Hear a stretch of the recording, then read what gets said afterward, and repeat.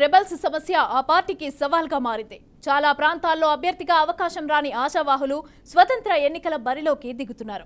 2019లో తిరుపతి జిల్లా సత్యవేడు టీడీపీ అభ్యర్థిగా ఓడిపోయి అప్పటి నుంచి ఇప్పటి వరకు పార్టీని అంటిపెట్టుకున్నారు జేడీ రాజశేఖర్.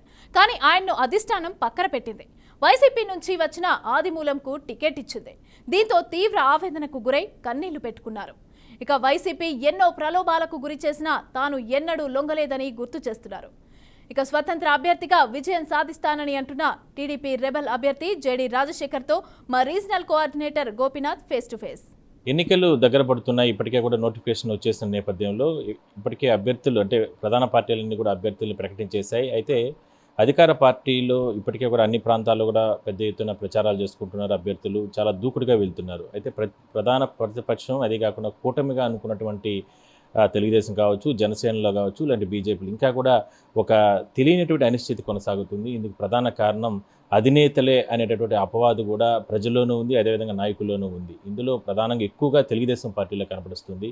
ఎందుకంటే అభ్యర్థుల విషయంలో మరోసారి తప్పటడుగు వేశారు అనేది బలంగా జనాల్లో ఉంది. అదేవిధంగానే నాయకులు కూడా ఇవాళకి కూడా ఎక్కడ కూడా సక్రంగా అంటే సరైన పద్ధతులు అంటే వాళ్ళకి జరిగినట్టు అన్యాయం పైన గలమెత్తే ప్రయత్నం అయితే చేస్తున్నారు. వైపు సత్యవేడులో 2019లో అప్పుడున్న పరిస్థితుల కారణంగా దాదాపుగా అంటే ఒక యుద్ధమే చేశారు. అంటే అప్పట్లో ప్రధాన ప్రతిపక్షం వైసీపీతో ఒక యుద్ధమే చేసి తెలుగుదేశం పార్టీ అభ్యర్థిగా అంటే నిలబడి ప్రజా ఆదరణ పొంది ఎన్నో రకాలుగా ఇబ్బందులు పడినప్పటికీ కూడా జేడీ రాజశేఖర్ గారు తెలుగుదేశం పార్టీ అభ్యర్థి 2019లో ఆయన ఓడిపోవడం జరిగింది. అప్పుడున్న పరిస్థితుల కారణంగా ఆ రోజు నుంచి ఈ రోజు వరకు కూడా తెలుగుదేశం పార్టీ అధినేతలు అది లోకేష్ కావచ్చు, లేదంటే చంద్రబాబు కావచ్చు, లేదంటే వాళ్ళు చెప్పినటువంటి ప్రకారమే గత 5 సంవత్సరాల నుంచి కూడా నిరంతరం ఒక విలువలో ఉన్నటువంటి నేతగా సత్యవేడులో కొనసాగుతూ రావడం జరిగింది. ఎక్కడా కూడా ప్రతిపక్ష పార్టీలు ఆయన లబ్ధి పొందే రకంగా ఎన్ని రకాలుగా ఆశ పెట్టినప్పటికీ కూడా ఆస్తులన్నీ పోగొట్టుకుని రావడం జరిగింది. కానీ ఈసారి మాత్రం సమీకరణల అంటూ లేదంటే వైసీపీ నుంచి వచ్చినటువంటి ఆదిమూలంకి టికెట్ ఇవ్వడం జరిగింది. మరి దీనిపైన జేడీ రాజశేఖర్ గారు ఇప్పటికీ కూడా ఆయన అసంతృప్తి వ్యక్తం చేస్తూ కూడా నియోజకవర్గాల్లో పెద్ద ఎత్తున ప్రచారం చేస్తున్నాడు. జేడీ రాజశేఖర్ గారు మనతో ఉన్నారు. ముందుగా ఆయన మనం మాట్లాడించే ప్రయత్నం చేద్దాం. ఎందుకంటే స్వతంత్ర అభ్యర్థిగా ఆయన బరిలోకి దిగారు కాబట్టి ఆయన మాటలు తెలుసుకునే ప్రయత్నం. ఏంటి సార్ ఇంత దారుణంగా? ఎందుకంటే అది మీ ఒక్క విషయంలోనే కాదు, చాలా ప్రాంతాల్లో ఇలాంటి పరిస్థితి కొనసాగుతుంది అనేది ప్రధానంగా ఆరోపణలు. అసలు ఏం జరిగింది, ఏంటి వాస్తవ పరిస్థితులు ఏంటి? 2019లో మీరు పార్టీలో అభ్యర్థిగా నిలబడ్డారు. కానీ అంతకు ముందు కూడా మీరు జేడీఆర్ ఫౌండేషన్ నుంచి కూడా విపరీతమైనటువంటి మీ నియోజకవర్గానికి అంటే సత్యవేడికే కాకుండా ఇతర ప్రాంతాల్లో పేదలకు అందరికీ కూడా మీరు సహాయం చేసిన పరిస్థితి. ఆ గుర్తింపుతోనే మీకు 2019లో తెలుగుదేశం పార్టీ అధినేత చంద్రబాబు టికెట్ ఇచ్చాడు. కోట్లు ఖర్చు పెట్టుకున్నారు, ఆస్తులు పోగొట్టుకున్నారు. మీరు అప్పుడున్న పరిస్థితుల్లో ఓడిపోవడం జరిగింది. ఓడిపోయిన తర్వాత ఆస్తులు పోగొట్టుకున్న తర్వాత కూడా ఈ 5 ఏళ్ల పాటు మీరు పార్టీని అంటిపెట్టుకున్నారు. నాయకులు, కార్యకర్తలందరికీ కూడా మీరు చేయాల్సిన సహాయ సహకారాలు చేశారు. కానీ ఈసారి సీటు రాకపోవడానికి కారణం ఏంటి? అసలు ఏం జరిగింది? వాస్తవాలు చెప్పండి. అందరికీ నమస్కారం. ఇప్పుడు చంద్రబాబు నాయుడు గారికి, లోకేష్ గారికి రాంగ్ ఫీడింగ్ వెళ్ళింది ఈ జిల్లా నుంచి. వీళ్ళకి ఎలా ఉంటుందంటే ఎవరో చెప్పిన మాటలు విని నా సీటు మార్చారు. దేనికి మార్చారో నాకు ఇప్పటికి అర్థం కాదు.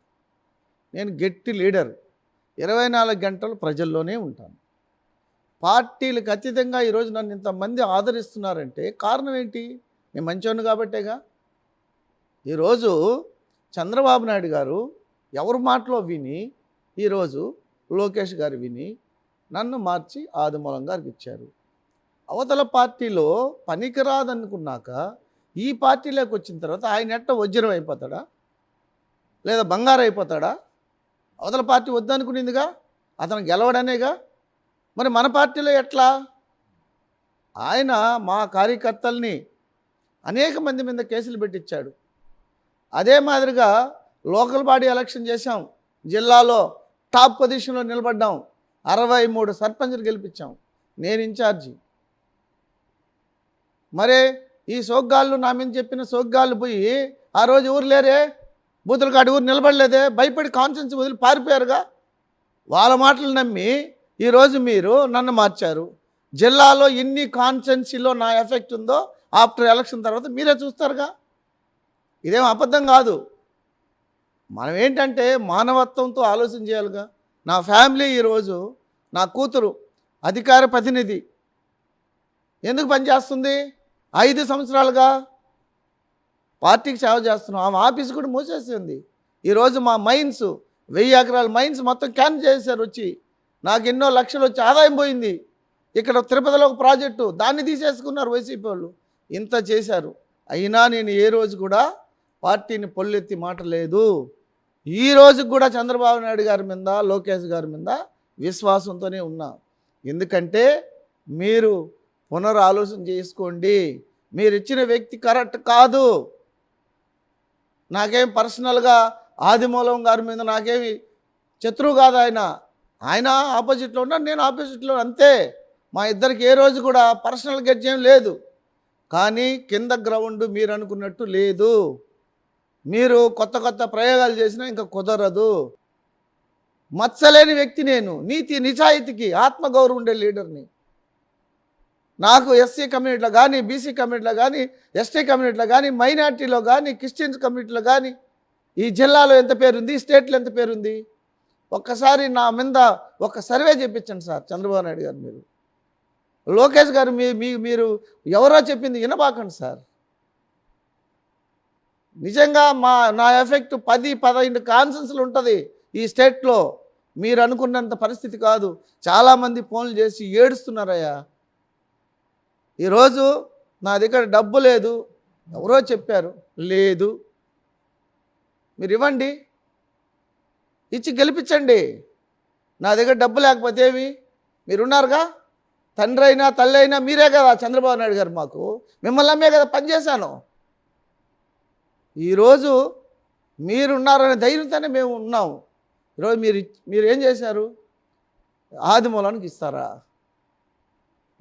ఎంత అన్యాయం సార్. ఒకటి చెప్పండి, అంటే నియోజకవర్గంలో, అంటే నియోజకవర్గమే కాదు చాలా ప్రాంతాల్లో కూడా డబ్బు లేదని, ఒకటి అగ్రవర్ణాలకు సంబంధించిన వ్యక్తి కాదు అని అనుకున్న వాళ్ళందరికీ కూడా తెలుగుదేశంలో ఎదుగుదల లేదనేది పెద్ద ఎత్తున ప్రచారం జరుగుతుంది. అదే విషయంలో జేడీ రాజశేఖర్ విషయం కూడా అలానే జరిగిందనేది ఒక ప్రచారం సత్యవేలు కూడా. అది మీ అభిమానులు కావచ్చు, మీ కార్యకర్తలు ఇవాళ కంటతడి పెట్టుకుంటూ కూడా మిమ్మల్ని నిలదీస్తున్నారు. మీరు వాళ్ళకి చెప్పుకోలేకపోతున్నారు. ఇవన్నీ కూడా సమాచారం మాకుంది. ఏం చెప్తారు దీనికి సంబంధించి? ఏమంటే ప్రజలు వచ్చి నాయకులు కానీ కార్యకర్తలు కానీ చాలా బాధపడిపోతున్నారు, ఏడ్చేస్తున్నారు. అసలు మిమ్మల్ని తీయడం ఏంటి? అసలు నాకే ఆశ్చర్యం. అసలు నాది ఏ తప్పు ఉంది? ఇప్పుడు నాకేం కులం లేదని తీసేశారా, లేదా డబ్బు లేదని తీసేశారా, లేదా ఎవరో ఇంప్లిమెంట్ చేశారని తీసేశారా? ఏంటి నేను చేసిన తప్పు చెప్పాలిగా. ఈరోజు మీరు తీసేసిన ఈ చెత్త జేడీఆర్ఏ రేపు చత్తివేడి ప్రజలు గెలిపిస్తారు. మీరు తీసేయచ్చు, కానీ సత్తివేడి ప్రజలు ఉన్నారు నా వెనక, వాళ్ళు గెలిపిస్తారు సార్. ఇది నిజం. మీరు ఆఫ్టర్ ఎలక్షన్ కూడా చూడండి. మీరు చెప్పినవి, మీకు చెప్పిన ఆ బోకర్లు మాట వినబాకండి సార్. సార్ కింద గ్రౌండ్లో పనిచేసే వాళ్ళం సార్ మేము.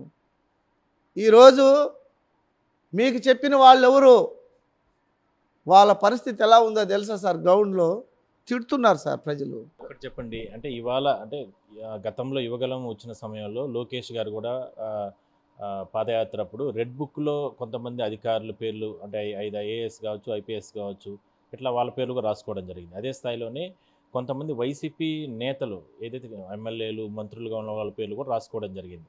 అంటే రాసుకుంటున్నాను, ఖచ్చితంగా రేపు అధికారంలోకి వచ్చిన తర్వాత మీ కథ ఏందో తేలుస్తానంటూ కూడా ఆయన మాట్లాడడం జరిగింది. అలాంటి వ్యక్తులను కూడా ఇవాళ పార్టీలోకి తీసుకొని వాళ్ళకి సీట్లు ఇస్తున్నారు. అలాంటి వ్యక్తి ఆదిమూలం, ఆయన కూడా ఉన్నాడు ఆ లిస్టులో అనేది కూడా ఆ పార్టీలో ఉన్న నేతలు చెప్తున్నారు. అంటే మీ పార్టీలో ఉన్న నేతలు చెప్తున్నారు, వైసీపీలో ఉన్న నేతలు చెప్తున్నారు. ఇది ఎంతవరకు కరెక్ట్? అలాంటి పరిస్థితి ఉందా? ఎందుకంటే పార్టీలో చూస్తూ ఉంటే అలానే కనిపిస్తుంది. అంటే సార్కి, చిన్న ఆయనకి, పెద్ద ఆయనకి ఇద్దరికి కూడా రాంగ్ ఫీడింగ్ వెళ్తుందని నా పర్సనల్ ఆలోచన.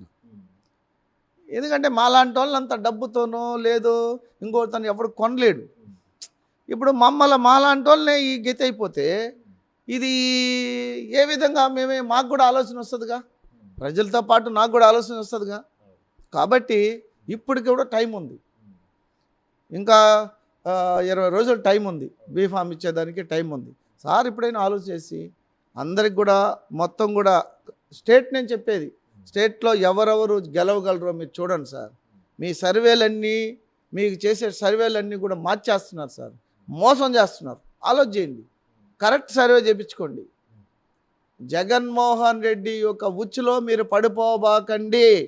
జేడీ రాజశేఖర్ గారి కూతురు మౌనిక గారు మనతో ఉన్నారు, తెలుగుదేశం పార్టీ అధికార ప్రతినిధి. మాకు చెప్పండి, ఏంటి ఇప్పుడు మీ ఫాదర్కి టికెట్ ఈసారి రాలేదు, ఆయన స్వతంత్ర అభ్యర్థిగా దిగుతున్నారు, మీ సపోర్ట్ ఎలా ఉండబోతుంది? ఇప్పటివరకు మీరు చేసిన కార్యక్రమాలు ఎట్లా ఉన్నాయి? మరి ఇప్పుడున్న క్రేసెస్లో ఏ విధంగా పార్టీకి మీరు చేయబోతున్నారు?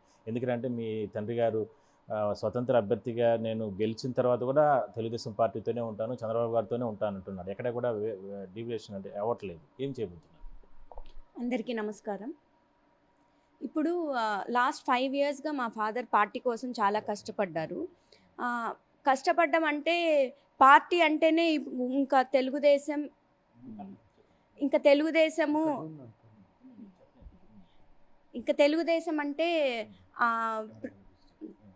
తెలుగుదేశం అంటే ప్రజలు ఆదరిస్తారా, తెలుగుదేశం జెండా పట్టుకుంటారా నా ఆలోచించే రోజుల్లోనే మా నాన్నగారు ఫస్ట్ ఇంట్లో నుంచి అడుగు బయట పెట్టి నేనున్నానని కార్యకర్తలకు భరోసా ఇచ్చి ఫస్ట్ 2 సంవత్సరాలు ఎలా ఉందన్నది రాష్ట్రం అంతా తెలిసిన విషయమే. అలాంటి పరిస్థితుల్లో కూడా ఇవాళ మా తెలుగుదేశం క్యాడర్ సత్తివేరులో ఇంత ఉత్సాహంగా ఉందంటే దానికి ఫస్ట్ ప్రోత్సహించి నడిపించి వాళ్ళకు ముందుగా మీ ఇంట్లో కష్టం వస్తే నన్ను దాటి మీ దాకా రావాలన్నంతగా మా నాన్నగారు ప్రోత్సహించి అక్కడ చేయబట్టి ఇవాళ తెలుగుదేశం పార్టీ ఇంత పొజిషన్లో ఉంది.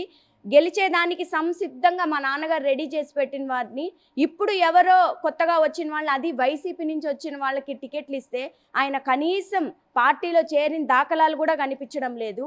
పైగా నేను ఒక్కటి అడుగుతున్నానండి, సత్తివేడులో ఉన్న 2 లక్షల ప్రజల ప్రతి ఇంటికి మా నాన్న దగ్గరగా 5 సార్లు ప్రతి గడప దొక్కుంటారు.